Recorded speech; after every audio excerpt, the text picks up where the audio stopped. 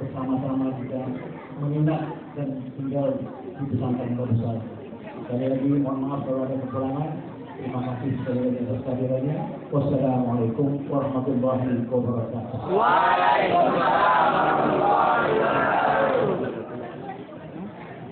Terima kasih sama-sama kita ucapkan kepada Tuan Guru Syekh Mas Ibrahim atas memberikan kepada masyarakat. Selanjutnya mari sama-sama kita dengarkan arahan nasihat dari Habib Muhammad kepada beliau. Nabi Muhammad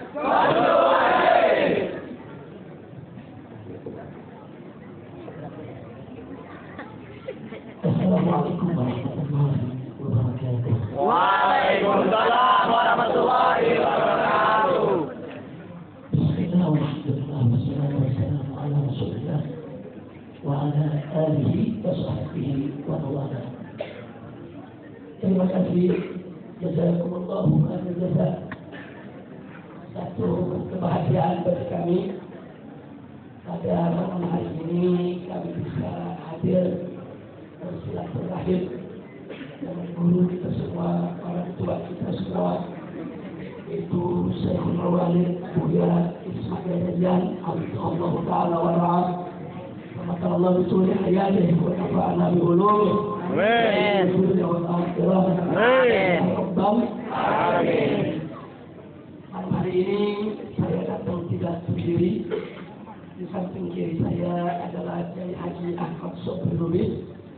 Beliau adalah Ketua Umum Dewan Pimpinan Pusat Front Pembela Islam. Kemudian di sebelahnya lagi adalah Habib Hussein bin Zaid Al-Attas. Beliau adalah Imam FPI Provinsi DKI Jakarta. Dan setelah Buya Kiai Haji Ja'far Siddiq, beliau adalah Wakil Ketua Umum Dewan Pimpinan Pusat Front Pembela Islam. Masih ada beberapa lagi omongan kami yang tidak kami sebutkan satu persatu, tapi mudah-mudahan berakhir ini menjadi penyebab turunnya rahmat dan barakah. Amin. Singkat saja yang ingin saya katakan untuk diri saya dan segenap ikhwati al-ahibba'i rahimakumullah, dalam perjuangan penegakan Islam ini sekurang-kurangnya ada 3 perkara yang tidak boleh kita lupakan. Yang pertama adalah ikhlaskan niat hanya untuk mencari ridha Allah. Karena ikhlas ini satu keajaiban.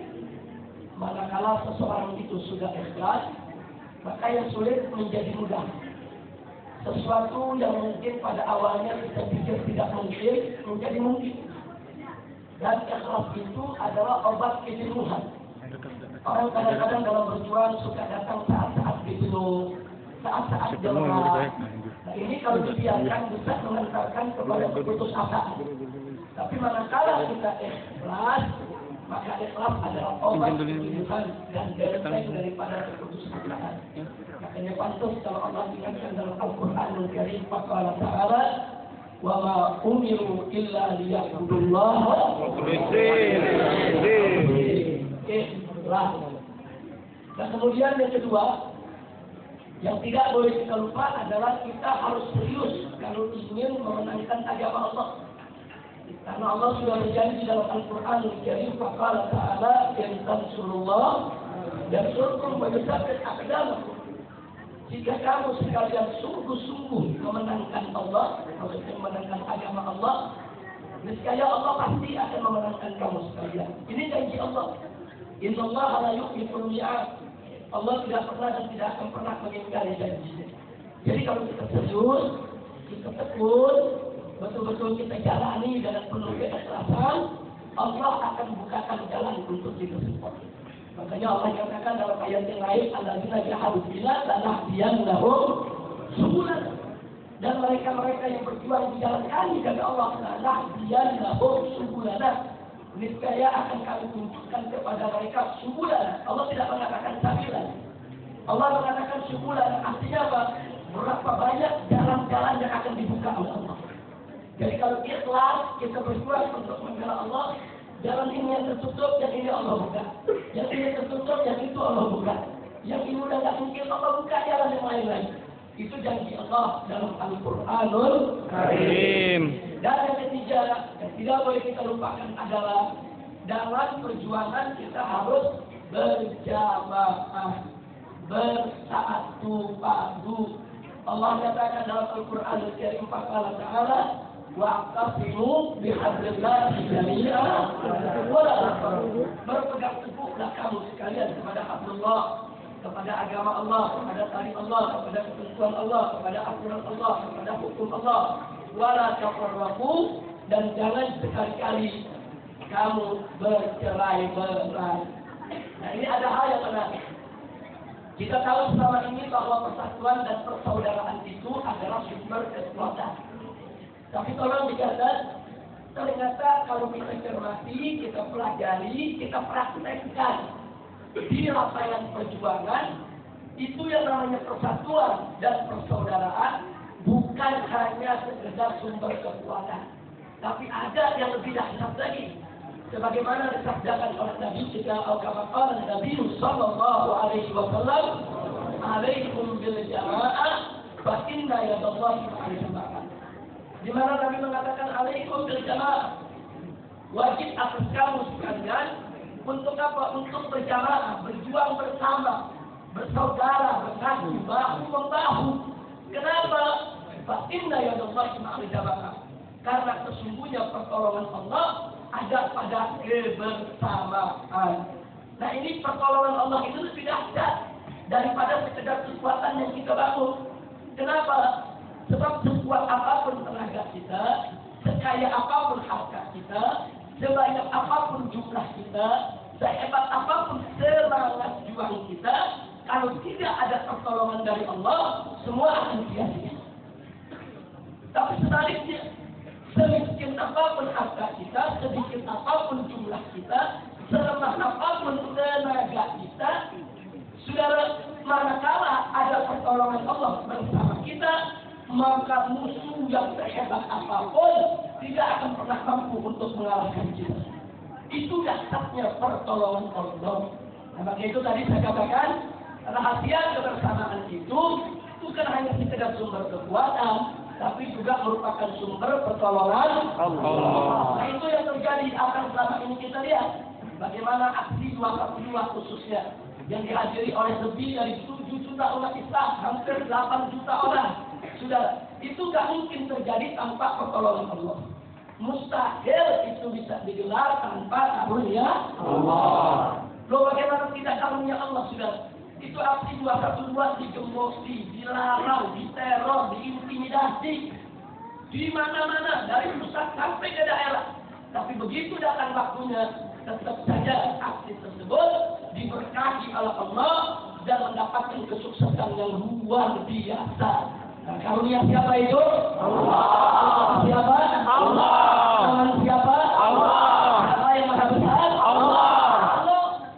Nggak bisa dihalang-halangi. Kalau sudah pertolongan Allah datang, tidak bisa dihalang-halangi. Nah, yang terakhir, yang ingin saya ingatkan juga tentang bagaimana kemarin proses calon gubernur Muslim di Jakarta dibenarkan oleh Allah. Kalau kita hitung-hitungan secara kalkulasi matematik politik, sudah sulit sekali calon gubernur Muslim untuk menang. Sulit sudah. Loh, kenapa? Karena baru terjadi sepanjang sejarah Indonesia perangkat negara menjadi tim sukses calon gubernur. Bayangkan, perangkat negara rame-rame menjadi tim sukses calon gubernur dan Muslim. Dibayar habis-habisan dengan perangkat negara. Dan uang ratusan miliar digelontorkan. Bahkan kemarin itu terjadi di Jakarta, bukan lagi serangan pajak, tapi serangan barbar. Kenapa saya katakan serangan barbar? Karena nyogoknya terang-terangan. Pagi, siang, sore, malam, sebar sembako dan sembako, banjir duit, dibagi-bagi ke orang miskin, dan seterusnya. Sementara kalau gubernur Muslim nggak punya kemampuan seperti ini. Tidak didukung oleh kekuasaan, tidak didukung oleh finansial yang cukup. Kalau hitung-hitungan secara matematik politik, kalau gubernur Muslim sulit untuk menang, sudah. Bahkan sampai beberapa hari sebelum pilkada, ada beberapa tokoh nasional, ada beberapa pimpinan partai politik datang menemui saya. Mereka menyampaikan keputusasaan mereka, kekecilan hati mereka. Ini nggak mungkin menang ini Habib. Karena mereka lihat fakta di lapangan. Sudah, tapi jangan lupa di sana itu sudah ada kekuatan Allah. Yang maha kaya adalah Allah. Yang maha kuasa adalah Allah. Akhirnya kemarin terjadi berbagai macam keajaiban yang akhirnya calon gubernur Muslim itu bisa menang sudah. Dua saja saya berikan contoh ya sudah sebagai bukti. Pertama mari kita lihat pada saat calon gubernur non Muslim ini sedang kampanye, mereka ngambil beberapa ustaz untuk membela calon pemimpin non Muslim. Jadi mungkin apa? Artinya tuan. Imannya ada dalam amplop. Tapi ada yang menarik. Ini ustaz yang bela calon non Muslim begitu tampil di atas mimbar apa dia bilang? Saudara-saudara, kita sebagai Muslim tidak boleh pilih pemimpin kafir, tapi wajib untuk memilih pemimpin Muslim. Dan kembali dia ngomong. Akhirnya dipegang oleh panitianya kenapa ustaz ngomongnya begitu? Nggak sesuai pesanan. Susah jawab apa? Saya sendiri nggak tahu kok bisa ngomong begitu. Itu pertolongan siapa? Allah. Siapa? Allah. Yang terakhir sebagai penutup karena sudah masuk waktu Isya dan kami juga harus berangkat ke Bandung. Sehingga tolong dimaklumi. Yang terakhir saudara ada ibu-ibu lansia di Jakarta begitu banyak. Itu dibagi-bagi sembako. Begitu dibagi sembako bisa tanya, ibu dapat sembako, dapat duit dapat. Terus ibu disuruh apa? Ya kami disuruh milih calon gubernur nomor 2. Oh gitu, terus ibu udah pilih nomor 2. Sudah, nomor 2 yang mana bu? Itu yang sakit hati.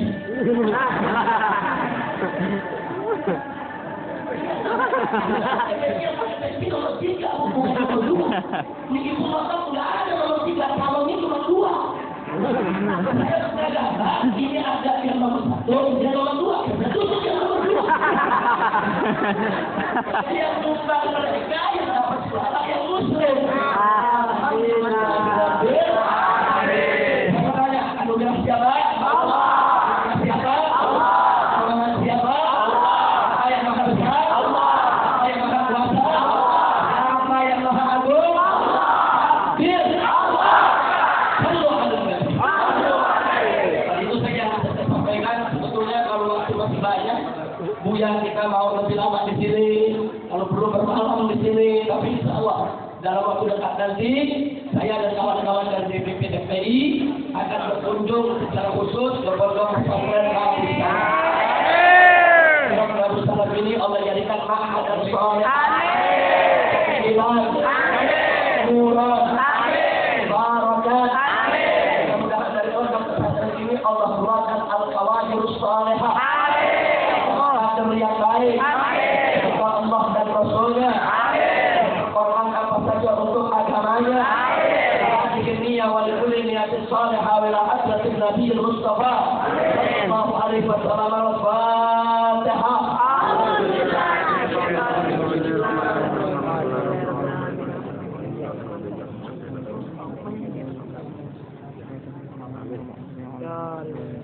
Tajaballahu minkum.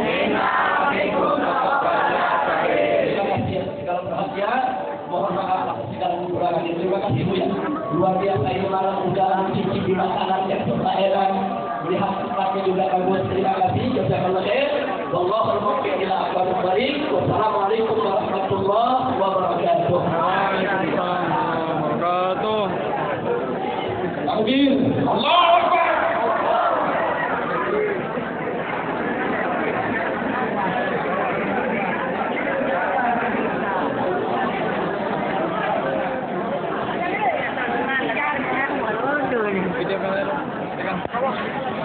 Iya, aku dalam lu.